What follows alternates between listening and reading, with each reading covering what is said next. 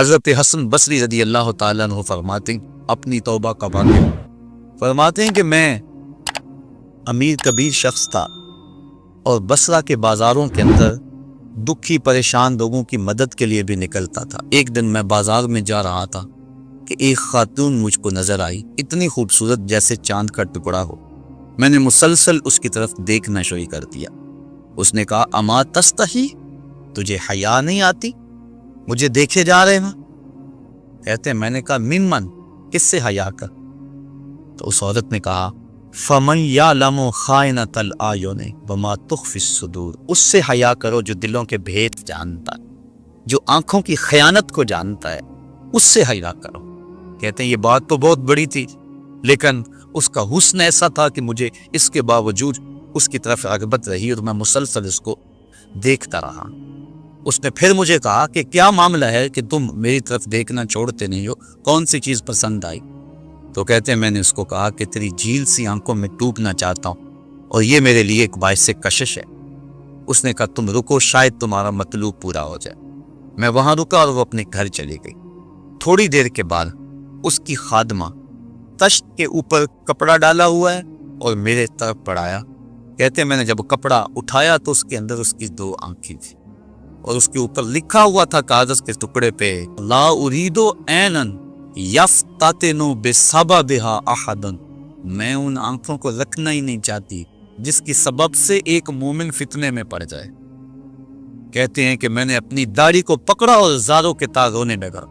میں نے کہا اے حسن بصری کو اس عورت سے بھی گیا گزرا، اتنا خوف اس کے سینے کے اندر؟ کہتے ہیں میں داڑھی کو پکڑ کے زاروں کے تار رویا اور گھر چلا گیا۔ ساری رات میں نے توبہ میں گزارا۔ جب صبح کا سپیدہ طلوع ہوا میرے دل میں خیال آیا جس نے اپنی آنکھیں وار دی اس سے بھی تو معذرت کر رہا ہوں، اللہ سے تو معافی ملی۔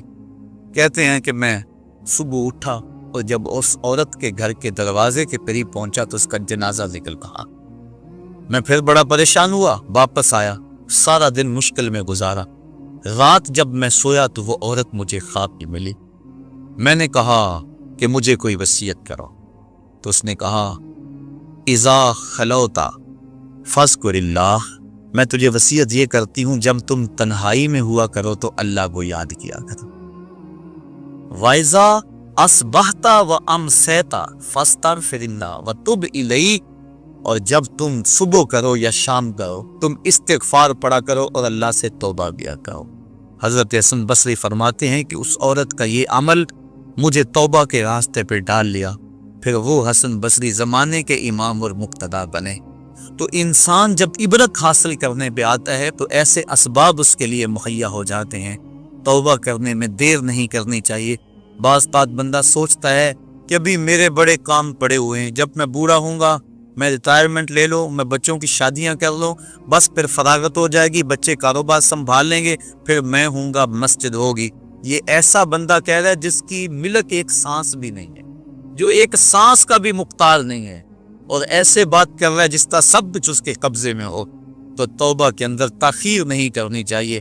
بنی اسرائیل کے اس شخص کا واقعہ آپ کو پہلے بھی شاید میں نے کسی مجلس کے اندر عرض کیا تھا کہ جس کو طول عمل نے برباد کر دیا، اس کی نیکیوں کی وجہ سے اس کو خبر پہنچی کہ اس کی عمر 1000 سال ہے، تو اس نے کہا جب میری عمر اتنی لمبی ہے تو پھر میں عبادت کی بھٹی کے اندر کیوں جلتا رہوں؟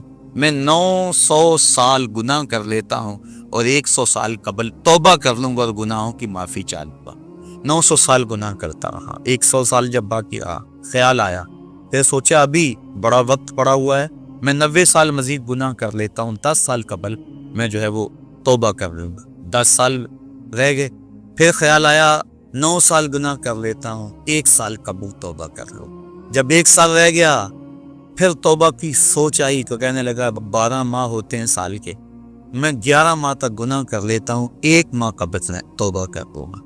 پھر 1 ماہ بھی گزرا، ہفتے تک بات پہنچی، حتیٰ کہ 1 دن رہ گیا، اور پھر وہ کہتا تھا بھی فلاں فلاں گناہ میرا رہتا ہے وہ میں کروں۔ ایسی لت پڑ گئی تھی گناہ کہ بنی اسرائیل کا وہ شخص کہ جو اس انتظار میں تھا کہ بس یہ گناہ کروں اور یہ گناہ کروں پھر توبہ کر لوں گا، اچانک موت آئی اور موت نے اس کو دبوچ لیا اور وہ توبہ کے بغیر مر گیا۔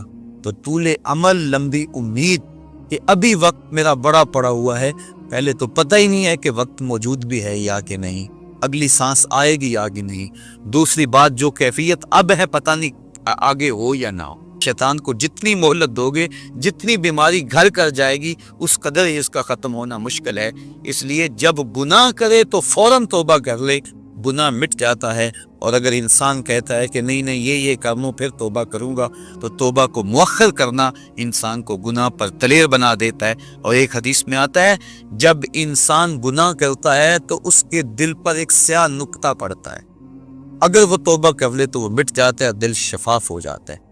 لیکن اگر وہ توبہ نہ کرے پھر دوبارہ گناہ کرے تو دل پر ایک اور سیاہ نقطہ پڑ جاتا ہے، پھر وہ گناہ کرتا رہتا ہے اور دل کے اوپر سیاہی پھیلتی رہتی ہے، حتیٰ کہ ایک دن آتا ہے کہ پورا دل اس سیاہی کی لپیٹ میں آ جاتا ہے، اور جب پورا دل سیاہ ہو جائے پھر گناہ کر کے بھی اس کو ندامت اور شرمندگی نہیں ہوتی۔ مومن تو جب گناہ کر بیٹھتا ہے تو محسوس کرتا ہے جس طرح پہاڑ کے نیچے آ گئے، ابھی گر جائے گا اور مجھے کچل دے گا۔ اور منافق یہ سمجھتا ہے گناہ کرنے کے بعد کہ بدن پہ مکھی بیٹھی تھی، ہلکے سے اشارے سے میں نے اس کو اڑا دیا، وہ مکھی کے بیٹھنے جیسی کیفیت کا احساس کرتا ہے منافق۔ تو جب دل سیاہ ہو جائے تو بندہ گناہ پہ گناہ کرتا ہے، زندگی گناہوں سے وچڑی ہوئی گزرتی ہے، لیکن توفیق توبہ نہیں ملتی۔ صاحبو، زندگی بیت رہی ہے، ایک ایک لمحہ کٹ رہا ہے، ہم لمحہ لمحہ موت کے قریب ہو رہے، ہم سمجھتے ہیں ہم بڑے ہو رہے ہیں لیکن نہیں، ہم چھوٹے ہو رہے ہیں۔ جب گنتی الٹی شروع ہو جائے کام جلدی زیرو تک پہنچ جاتا ہے، سانسوں کی الٹی گنتی شروع ہے اور ہم لمحہ لمحہ قریب ہو رہے ہیں۔ رمضان کا موسم ہے، جمعۃ المبارک کا یوم سعید ہے، سہانی گھڑیاں ہیں، امٹتی ہوئی رحمتوں کی برسات ہے۔ فرمایا حدیث میں کہ ایک ساتھ جمعۃ المبارک میں ایسی ہوتی ہے جس میں جو دعا مانگو اللہ اسے قبول فرما لیتا ہے۔ اور حضرت عبداللہ ابن مسعود رضی اللہ تعالی عنہ فرماتے ہیں کہ جس نے وضو کیا اور اچھا وضو کیا اور اس کے بعد 2 رکعت نوافل ادا کیے اور اس کے بعد دعا استغفر اللہ العظیم الذی لا الہ الا هو الحی القیوم واتوب الیہ، کہتے جس نے اس دعا کو پھر پڑھ لیا، اگر اس کے گناہ ہیں وہ سمندر کی جھاگ کے برابر بھی ہو، اللہ سارے معاف کا مالک تو گناہوں کو معاف کرنے والا ہے۔ ہم ہی جہنم میں چھلانگے لگا رہے ہیں لیکن وہ تو کہتا ہے آجو میری رحمت کے دروازے کھلے ہوئے ہیں۔ اسیاں سے کبھی ہم نے کنارہ نہ کیا، تو نے بھی مگر دل آزردہ ہمارا نہ کیا، ہم نے تو جہنم کی بہت تدبیر کی، تیری رحمت نے بے قد گوارا نہ کیا۔ اس کی رحمتیں بدے کو آوازیں دے رہی ہے، یا ایھا الانسان ما غرک بربک الکریم، اے انسان تجھے کریم رب کے دروازے سے کس نے ہٹا لیا؟ الذی خلقک فسواک فعدلک فی ای صورت ما شاء رکبک، جس نے تجھے پیدا کیا، جس نے تجھے تخلیق کیا، تجھے حسن اور جوانی دی، تیرے اعضاء کو توازن اور اعتدال دیا۔ ذرا دیکھ تو صحیح، ماضی کو جھانک کر کے تو دیکھ، تیرے ہاتھ تھے پکڑنے کا سلیقہ نہیں تھا، تیری ٹانگیں تھی چلنے کا طریقہ نہیں تھا، تیری زبان تھی بولنے کا اسلوب تجھے نہیں آتا تھا، تو دودھ بھی مانگنا ہوتا تو روتا تھا۔ ہم نے تیری ماں کے سینے میں تیرے لیے پیار ڈال دیا، اگر ماں کے سینے میں پیار نہ ڈالتے بتا تو بچ جا، تیری گندگی سے ٹھڑ جاتا تھا، ماں صاف کرتی تھی، اگر ماں کے سینے میں یہ پیار نہ ہوتا تجھے کیڑے پڑ جاتے۔ آج تیری چھاتی میں زور ہے، آج ہاتھیوں کو تو بٹھا لیتا ہے، آج شیروں کو تو نچا لیتا ہے، زمانہ تیرا باج گزار ہے، آج تو منسٹر ہے، آج تو مولوی ہے، آج تو مفتی ہے، آج تیرے نام کی دہائی ہے، آج تو عہدہ قضا پہ فائز المرام ہے، آج تو عہدہ صدارت پہ فائز المرام ہے، آج تو ناظم ہے، آج دولت کی ریل پل تیرے گھر میں ہے، آج تیری فوجیں تیرے پشت پہ ہیں، آج کوئی تجھے پوچھنے والا نہیں، لیکن ذرا پلٹ کے دیکھ کہ ماضی میں تو تھا کیا۔ اچھا پیچھے نہیں پلٹ کے دیکھنا تو ذرا آگے پلٹ کے دیکھ، پھر دوبارہ ہو کوئی حالت، ڈنڈے کو پکڑ پکڑ کے چلے گا، پھر ڈنڈا بھی جواب دے گا، چارپائی سے لگ گیا، فالج ہو گیا، گھر والوں نے 4 دن تو بڑی خدمت کی، آخر انہوں نے بھی کام پہ جانا، پھر بیویوں کے سپرد کر کے چلے گئے، کتنی دیر خدمت ہوگی؟ اب سارے تنگ آ گئے، آہستہ آہستہ منہ سے یہ دعائیں نکلنے لگی، اللہ بابے کو پردہ دے دے تو ٹھیک ہے، بتا ہم تجھے پردہ نہ دیتے تو کیا کرتا؟ ہم نے زندگی دی، یہ بھی ہمارا احسان، اب تو اس حالت میں ہے کہ تیرا دھر مارا گیا، چارپائی پہ لگ گیا، بولو براز اوپر، मुसीबत बन गई, घर वाले भी तंग, तुझे अंदर से निकाल कर बरामदे में रख दिया कि बाबा खांसता है, बच्चे डिस्टर्ब होते हैं, जरासीम फैलते हैं, अब तुझे बाहर रख दिया गया, तू अपने आप से तंग आ गया। डॉक्टर को कहता है लगा जहर का टीका, डॉक्टर जहर का टीका भी लगाए, बता तुझे मौत ना आए तो तू क्या करे। हमने तुझे जिंदगी दी, ये भी हमारा एहसान, फअमातहू, हमने तुझे मौत अता की, ये भी हमारा एहसान, फअकबरहू, और अगली कहानी भी सुन, कुत्ता भी तो मरा था, घसीट के रूढ़ी पे नहीं डाल दिए, बकरी भी तो मरी थी, घसीट के रूढ़ी पे नहीं डाल दिया, अगर तुझे भी पकड़ के रूढ़ी पे डाल दिया जाता तो क्या कर सकता था। लेकिन हमने कहा नहीं नहीं, ये मेरा शाहकार है, इसको गुस्ल दो, बेरी के पत्ते भी डाल लो, सफाई ससराई खूब हो जाए, चिट्टे लिबास का कफन दो, सनद सनद पे खुशबू मलो, अब सारे तुझे देखने आ रहे हैं तो दूल्हा बना, तेरा मुंह देखने सारे आ रहा, सारी बस्ती उमड़ी आ रही है तुझे देखने। फिर तेरी चारपाई उठी, चार बंदों ने उठाया, कंधा बदल बदल के चलते, हर एक की ख्वाहिश है कि मैं कंधा दे लो। फिर मैंने कहा तेज न चलना, मेरे शाहकार को कहीं झटका ना रहा। फिर तेरा एजाज और तेरा प्रोटोकॉल कि इमाम काबा भी हो तो वो पीछे और तुझे आगे रखा। इंसान जरा गौर तो कर, तू किस चीज पे नाजा है और भूल गया उस रब को। आजा, उसकी रहमत की बाहें खुली, वो बुला रहा है तुझको, आजा पलट के आजा, आना तो तूने है ही, कल जो कफन में मुंह छुपा छुपा के आता करेगा, आज खुले मुंह आजा, उसकी रहमतें आवाज दे रही हैं, या अय्युहल इंसान मा गर्रका बिरब्बिकल करीम। साहिबो, जवानी की तौबा बहुत बड़ी दौलत है, जो जवान है वो जवानी के एक एक लम्हे वो गनीमत समझे, वो जवान जिसकी जवानी अल्लाह की इबादत में गुजरी। हुजूर फरमाते हैं कल क़यामत में जब कोई साया नहीं होगा, अल्लाह उसे अपने अर्श का ठंडा साया नसीब फरमाए। और बुढ़ापे के अंदर भी तौबा बड़ी दौलत है, वो जवानी की फजीलत ज्यादा है, लेकिन बुढ़ापे के अंदर भी तौबा नसीब हो जाए तो ये भी बहुत बड़ा आजाज है। वरना होता यह है कि कब्र में टांगे होती हैं और गुनाह पे गुनाह किया जा रहा है। वो क्या कहा था मियाँ मोहम्मद बख्श आरफे खड़ी रूमी कश्मीर ने कि हड्डियां कंबन गोडे खड़कन ते उड़ गया लक तेरा, अजय भी बदियों बास ना आए, जियो मरद दलेरा। है इंसान किधर भटक रहा है, मालिक तुझे आवाजें दे रहा है।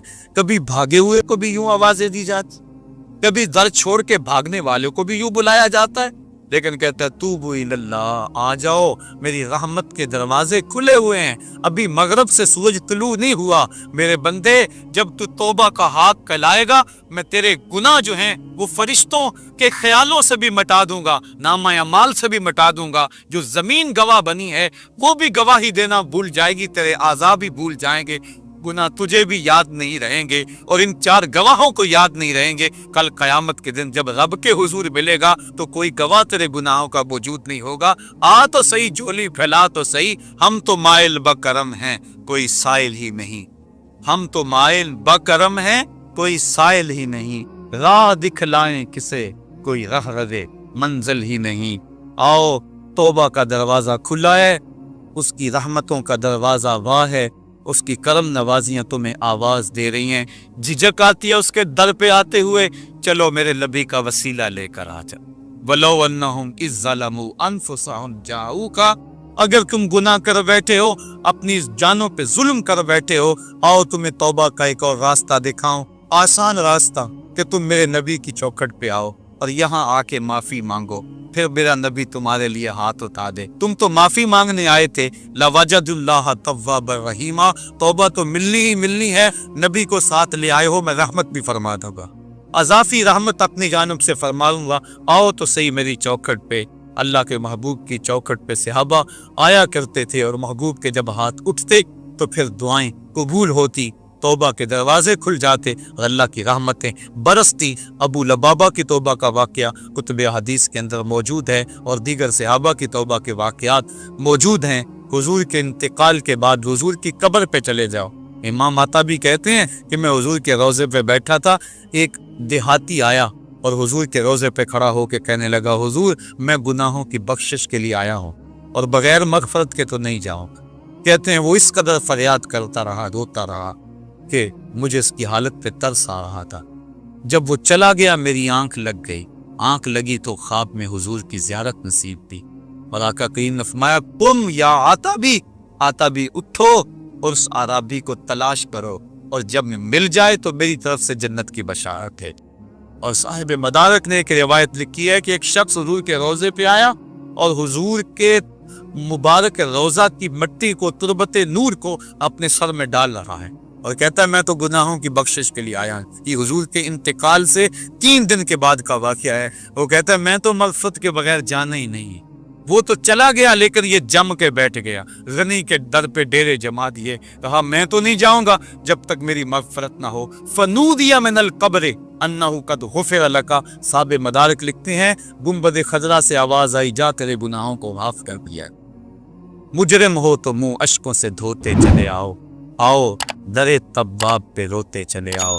قرآن میں مذکور ہے بخشش کا طریقہ، سرکار کی دہلیز سے